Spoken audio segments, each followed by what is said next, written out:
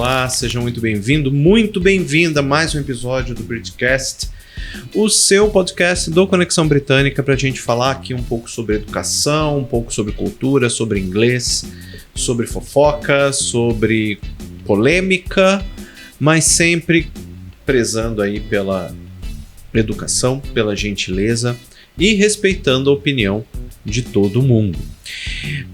Eu trouxe um assunto hoje pra gente falar, que antes de tudo você pode ver que eu tô no meu cenário novo do canal, ainda em construção, tá? Então, por enquanto vai ficar desse jeito, aos poucos aí a gente vai implementando, né? Vamos implementando aí as coisas e, inclusive aqui na descrição tem o nosso WhatsApp, se você quiser participar, só deixar uma mensagem lá. Quiser fazer parte com alguma coisa aqui, quiser ajudar a compor o cenário do canal, é só falar com a gente, tá? Bom, eu trouxe um assunto pra gente conversar hoje que parece que eu tô dando uma aula de inglês, mas não tem nada a ver com isso. Que é sobre os phrasal verbs, que, assim, eu acho que vou botar um número aproximado aí de 7 vezes a cada 10 que eu falo sobre phrasal verbs, eu tenho as mesmas reações dos meus alunos. Primeiro é o que é isso? Segundo ai meu Deus, mas como? E passando até por coisas do tipo, eu nunca vou aprender isso. O que acontece? Phrasal verbs, os phrasal verbs, eles são expressões. E vou definir uma expressão aqui, rapidão. Expressão é todo aquele conjunto de palavras, ou seja, duas palavras ou mais, e quando elas se juntam, elas criam um outro significado, elas criam um outro rolê, elas dão um outro destino para elas. E phrasal verbs, eles são duas palavras ou três, em que uma delas obrigatoriamente é um verbo, e ele começa esse phrasal verb. O outro, ele é uma preposição, ele é um advérbio, né? Então, e sempre dando uma direcionada com relação a direções. Só que aí vem aquelas perguntinhas clássicas, né, de aluno, do tipo, mas quando que eu vou usar phrasal verbs se eu posso substituir pelo verbo tal? Isso é clássico, né? Quando a gente começa a criar um pouquinho eu diria até de noção de inglês, a gente começa a se questionar essas coisas. Então, assim, eu vou ser bem sincero com você. Phrasal verb é o tal negócio que ele faz parte da cultura, ele faz parte da língua, ele faz parte do dia a dia do inglês falado. E, mas eu posso substituir? Pode.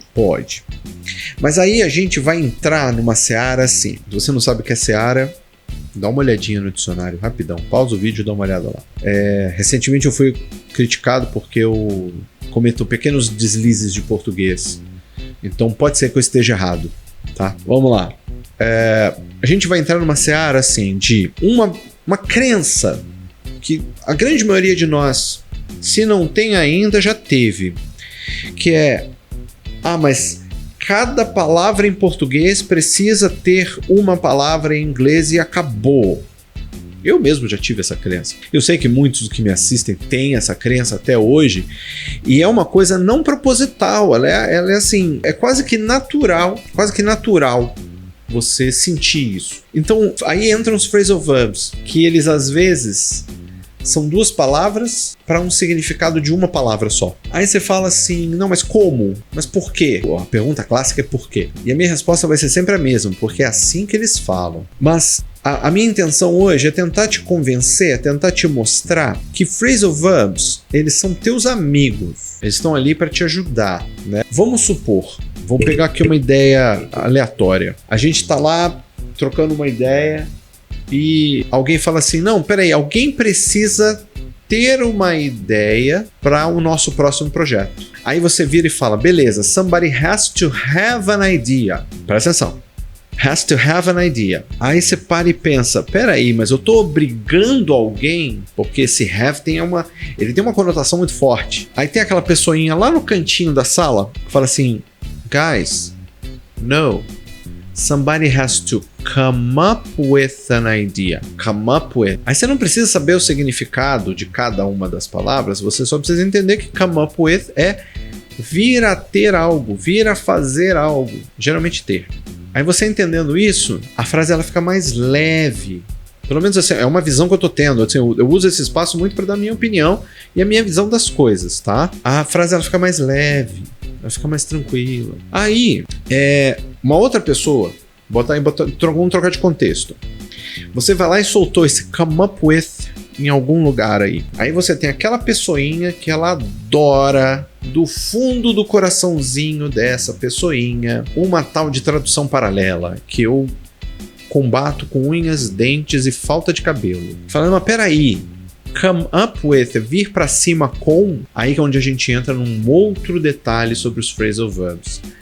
Não traduza palavra por palavra. Eu vou falar isso sempre de qualquer coisa em inglês. Apesar de algumas delas serem coincidentes, a palavra certa é essa. São coincidências. O que significa não acontecem o tempo todo. Então, você querer insistir em traduzir palavra por palavra é insistir num erro. É insistir em não entender o que está acontecendo. Então, aí vamos para o título do vídeo, desmistificar os phrasal verbs. Porque eu acho que a grande barreira, a grande dificuldade, talvez, de quem estuda inglês e chega nos phrasal verbs é entender que se eu bater o olho naquilo lá e tentar traduzir palavra por palavra, não vai dar certo. Eu vou ter de entender o contexto da aplicação daquela expressão. Então, assim, como eu falei do come up with, que seria vir a ter algo, vir a fazer algo, vir a criar algo. Eu tenho outros como look after, que não é olhar depois, mas sim tomar conta de alguma coisa, com cuidado, com carinho, né? Eu tenho go on, quem conhece a música do Titanic lá, My Heart Will Go On, que significa continuar, né? Ah, mas eu conheço alguns phrasal verbs que a tradução ela é literal. Tudo bem, coincidência. E se você não acredita no que eu estou te falando, pode procurar outros criadores de conteúdo. Eu não estou falando nada diferente do que eles estão falando neste exato momento. Não estou, acredite, não estou. Eu não pretendo ser tão dissidente assim, tirando o fato de que a grande maioria fala sobre inglês americano e eu decidi falar sobre inglês britânico. O grande restante dos tópicos, gramática, escrita, são praticamente a mesma coisa. Gramática é exatamente a mesma.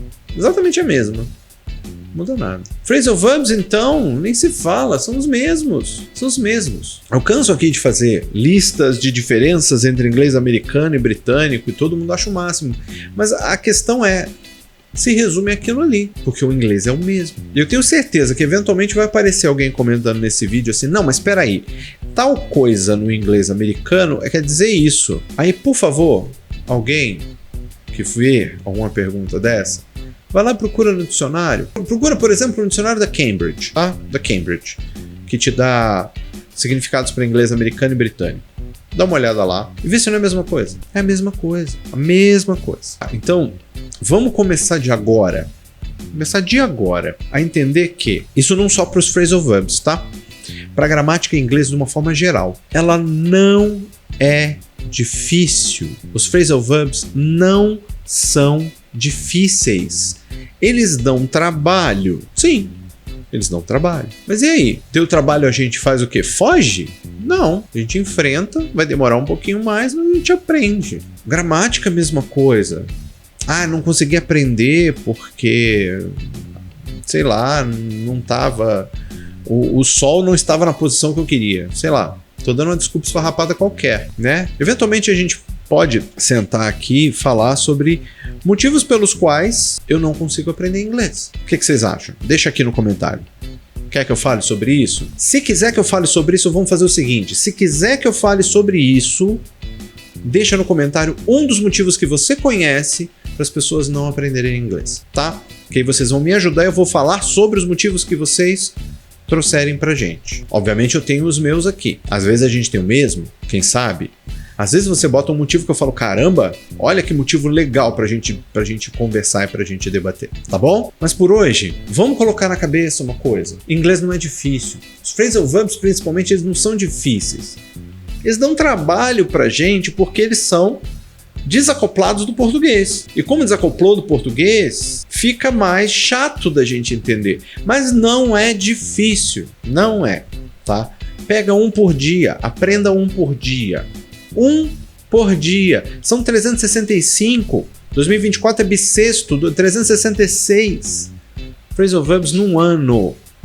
Há pesquisas por aí que falam que se você sabe 80, você já é considerado uma pessoa altamente fluente. Então, poxa, 360 é bastante coisa, tá bom? Então, faz isso que eu tô te falando, tá? Faz isso que eu tô te falando. Se dedica, todo dia um pouquinho, e se precisar de ajuda, eu tô aqui para te ajudar.